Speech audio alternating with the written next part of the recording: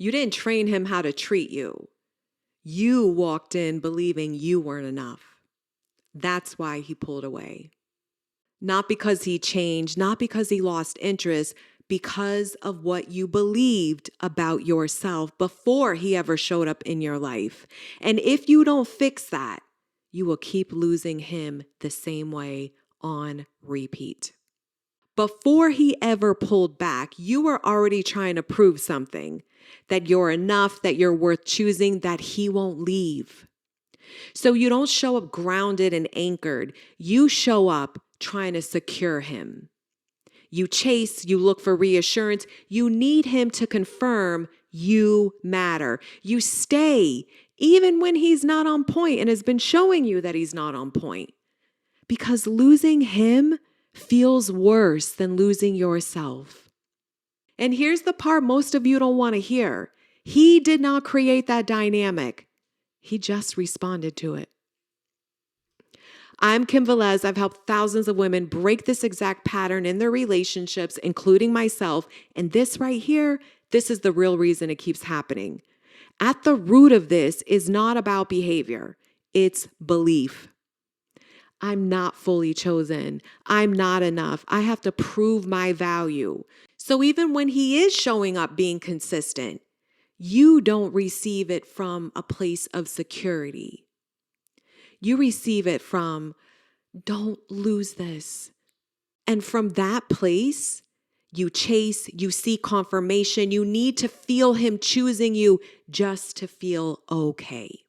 You don't trust that you're enough for him to choose you without effort. So you add effort. You overgive, you overadjust, you overinvest, not because you're loving and you're such a good woman. It's because you're afraid.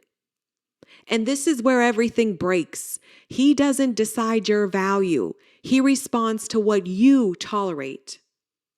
And more than that, he becomes a mirror, reflecting back to you what you believe about yourself. If you don't value yourself, he won't value you. If you don't respect yourself, he won't respect you. If you don't choose yourself, he won't choose you. He's not doing this to you. He's responding to what you've accepted as normal and okay for yourself.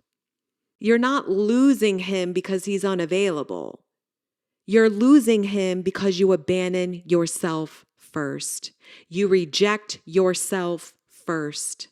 You assume the worst about yourself first. So no, this is not about fixing him. And it's not about figuring him out.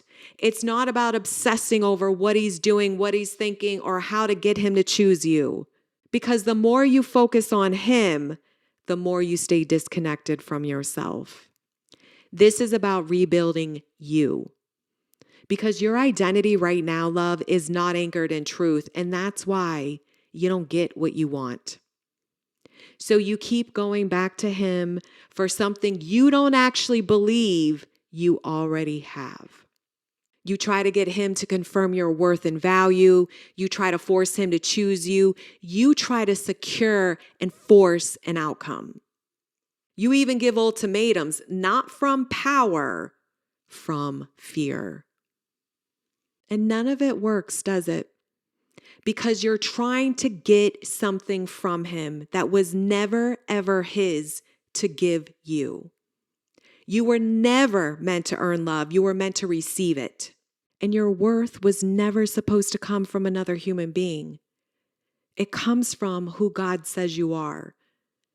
And until that becomes real for you, you will keep trying to get something from him outside of you because you're not actually allowing yourself to receive it from the true source. You're not letting yourself receive God's love for you. So you keep chasing it in a man. So no, this is not about getting him to treat you better.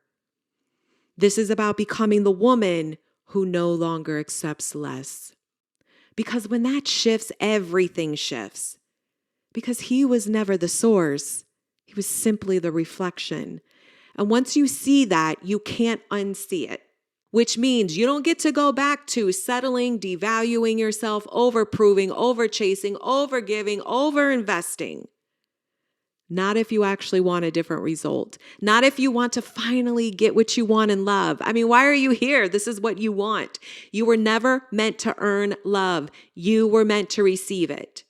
And the moment you actually believe who God says you are, everything in your relationships has to rise to meet you. And that's exactly what we do inside Anchored. We rebuild your identity at the root with God and Jesus at the center, so this pattern actually breaks forever. So let me ask you something. How much longer are you willing to keep repeating this? And when are you finally ready to get what you actually want in love? You don't need a different man. You need a different standard for yourself. And once that changes, everything else follows.